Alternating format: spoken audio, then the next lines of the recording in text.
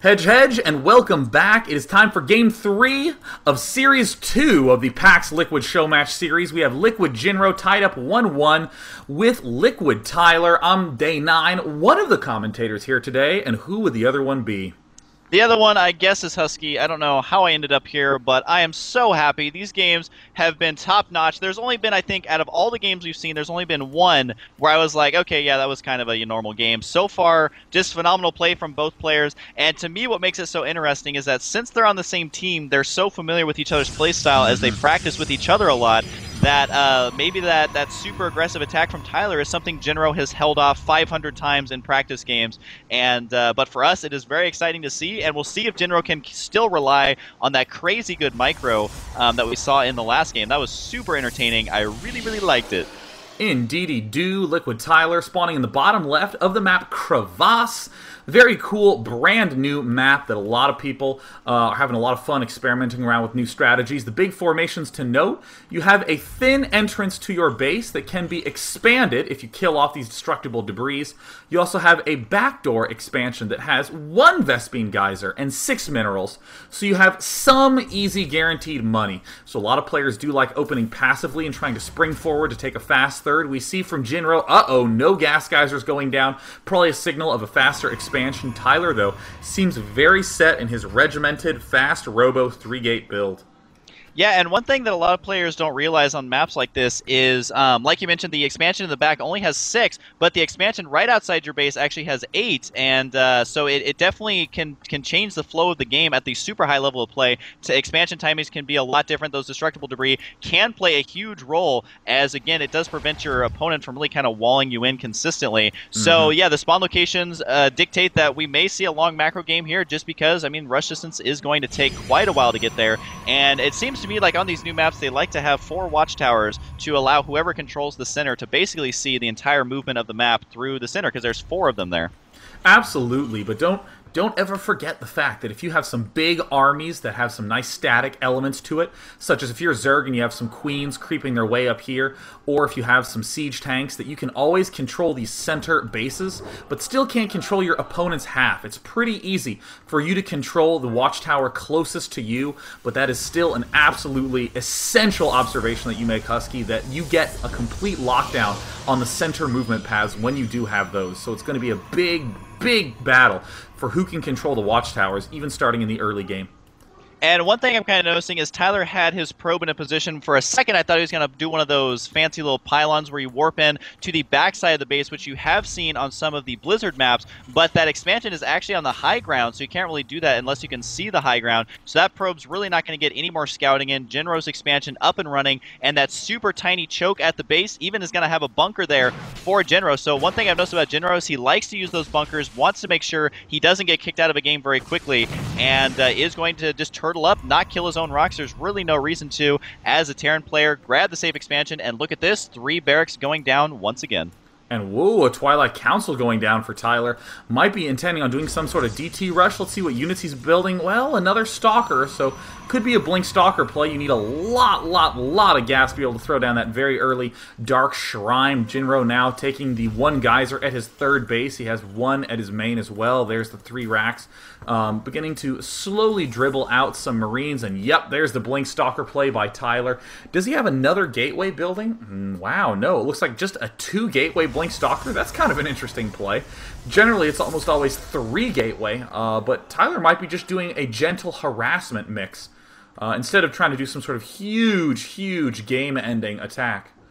Yeah, and he does have a probe in position to grab the slightly less safe expansion, potentially just going to be using these Stalkers to micro all around to prevent the Terran from pushing out very quickly to prevent this. And so it almost seems like he just wants to take a bit of a risk, a little bit of a gamble, just to get a slight economic advantage. I mean, yeah, it's only, 2 additional mineral patches, but at a top level of play, they will definitely be utilizing that. The scan is going to go down. I'm not sure why he was scanning the ramp there, maybe trying to catch some hidden tech. But yeah, I'm guessing he's just going to use these Stalkers for the map control, preventing the Terran from moving out and just rushing all the way down. This is a very interesting little twist that we're seeing come out of Tyler. Generally, Blink behaves in two ways that you've seen in this game. One is players who do huge Blink Stalker rushes almost. They get 3 or 4 gateways and Blink Stalkers and try to end the game or do massive damage. The second way that you see it is players who get very, very, very late game Blink Stalkers. What you don't see is small amounts of Blink Stalkers early on.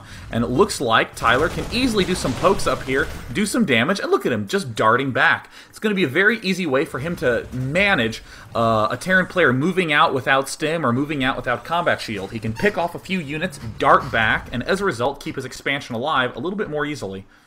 One thing that I really like that Tyler's doing is while that Nexus was making, he was actually long-distance mining with just a handful of probes because he's already fully saturated in his main base, so why not get a tiny bit of extra income? Everything he can do helps. It looks like Tyler's peeking up there. There is no Marauder slow quite done, so those Stalkers are going to get out of there nice and safe. He could use these Stalkers to destroy the rocks if he wanted to, just to kind of open up that entrance right now, but for now, he just has a slight contain set up with a couple of Stalkers. No scouting workers can really get out. He is going to back out, though, right there, and yeah, the expansion now is fully up and running, so he will have a slight economic advantage because of the 2 additional mineral patches at that expansion. Interestingly enough, we see the double forge upgrade coming up from Tyler again, but there's no robo, there's no extra gateways. Tyler has an absolute amazing read on his opponent. We even see him hanging out by those 2 Xel'Naga watchtowers at the front, shutting down that land movement. And with all that blink on those Stalkers, he can easily pick off a couple of units, and here comes Jinro with the first big push. Yeah, and he will not, of course, be able to engage this army directly with these Stalkers, but he will try and do hit and run. He just needs to make sure to watch these Stalkers so that they don't get taken out. Of course, Tyler, a better player than that, is going to back out, and you can even use the blink just to blink up on top of that cliff because you do have the tower, and he will safely escape. Now, this is where he's like, okay, I need to make some units as my opponent's moving out, even getting a couple of cannons down here, which don't do that much against the Marauders, but that's a very heavy Marine mixture, so it should be enough to hold if Jinro decides to actually move out all the way down. And look at this, Tyler is going to be expanding to his 3rd base, still just sticking to 2 gateways. I can hardly believe that this is a reasonable opening. But look at this, here comes Jinro. He's going to try to do some poking damage, but those distances Tyler's been using so well, he needs to be careful, he can easily get trapped. And there's some very nice force fields, he's locking off some of those units. The rest of the Stalkers and the Sentries continue to advance forward, and if he just waits a little bit longer, Stim will be out, and he can continue to do some chasing down action, and there the Stim elapses. And look at this, some Blink Stalker micro, and Tyler now can set up that backdoor 3rd whenever he notices he has enough money, and there it goes down. This is an insane and awesome little style we're seeing from Tyler. Yeah, I mean, Tyler's style is very interesting to me because if you don't have a perfect read on what your opponent's doing, they're going to get way too many units for you to handle just off of the 2 gateways. Of course, he is throwing down 2 more gateways right now. He has his 1st and 2nd upgrade going to be finishing right now. And of course, since he does have the Blink Stalker, that means he has the tech for the 2/2 attack upgrade as well. If he decides to go for that, I can only imagine that he will. Yes, just now beginning, and probably going to chrono boost those both. And I'm wondering if this is something that we're going to see more and more, because usually you'll see a Zerg or Terran player get fast upgrades, and now we're kind of seeing Protoss play as well. We do see there is that expansion from Jinro heading on over, and look at the barracks count, skyrocketing up to 6 actually. Ghost Academy going down, +1 nearly done, but he's going to have to try to catch up to the already 1/1 units of Tyler, and we do see that once again there is that robotics bay going down, there's the observers coming up, the double chrono boost, more probes continuing to rally to that 3rd base. I mean, Tyler is just in amazing shape. One thing I would not mind at all is if these Blink Stalkers advanced out to try to pick off some of these watchtowers. Couldn't possibly be a bad decision because you can always back off with the Blink and then use the speed of the Stalkers to sort of finish on up. Jinro also being wise to build some turrets to defend his backdoor base, but man, I mean, at the resource station, we're seeing Tyler, even though he looks behind in terms of the resource count, those upgrades are going to be huge. Yeah, especially now that he is working towards getting that Colossus tech up. The robotics bay just going to be wrapping up right now, and that means the Colossus will be on the field in great numbers, and considering that Jinro has so many barracks, is he actually going to be able to get out enough Vikings, considering that he does have medevacs already, so he could just try and rely on the very standard Marine Marauder. We do have a potential drop moving down on the bottom right side, a random supply depot going to be built down there as well, and so we'll have to see if this can actually do any damage, although since a lot of the units are actually in his base, he should be able to hold this off.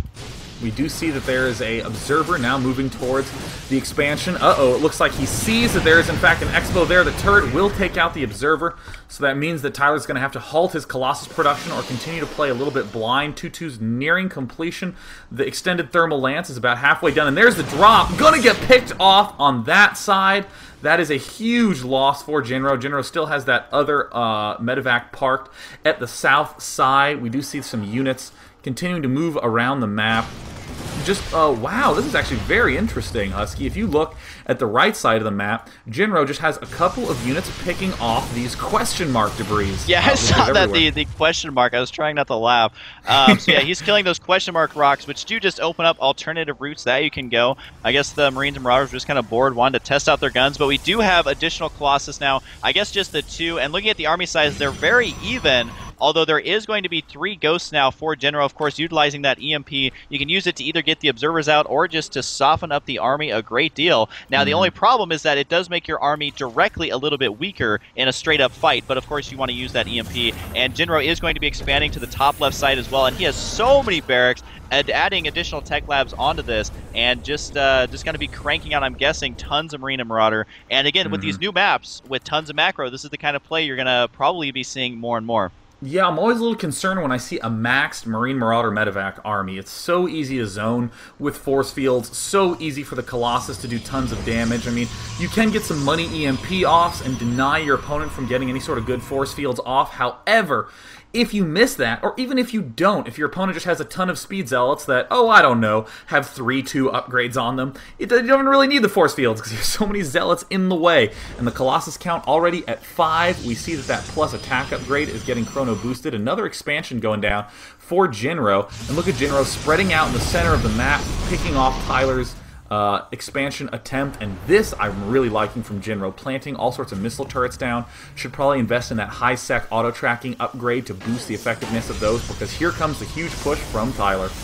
Yeah, this is going to be a very tense moment. There is going to be a big battle in the center. Now, of course, the Colossus, they do outrange the missile turrets with that extended thermal lance upgrade, but there are going to finally be some Vikings on the field. But this is getting very, very tense. Both players are just barely outskirting each other's territory. EMPs are being used on Tyler's army as it's just sitting here kind of using that high ground terrain in order to soften up this army, get that sentry energy out of there. And the Zealots now do finally have their charge upgrade, so the force fields would help out quite a great deal. So he wants to keep those probably separated from the rest of his army, but they should be both, yep, they are both maxed out, and we should be seeing a pretty big battle here pretty soon. There's a very nice little blink there by Tyler. A lot of tension going on in the middle. Big dance right here going on. There's the charge zealots darting forward, and now the confrontation begins. We see all the speed zealots moving forward, ripping through this Marauder force. The Vikings are managing to do huge damage to this Colossus number, but look at the small number of Marauders that Jinro has. Where did they go? He only has 20 Marauders at this point in time. And then look, 22 Zealots, 3 Colossi, 20 Stalkers. My gosh, what happened to Jinro's army? It just plummeted. Yeah, and there was no force field even used during that entire battle. And so this is where the Protoss is most strong, when they're in a giant ball knocking at your front door. So Jinro is running out of time here to get out the amount of units he needs. He's only at 172 supply, keeping an eye on the unit tab. 26 Marauders now. These Zealots are running in here. Is going to be enough. The Blink Stalker is going to be blinking to help out.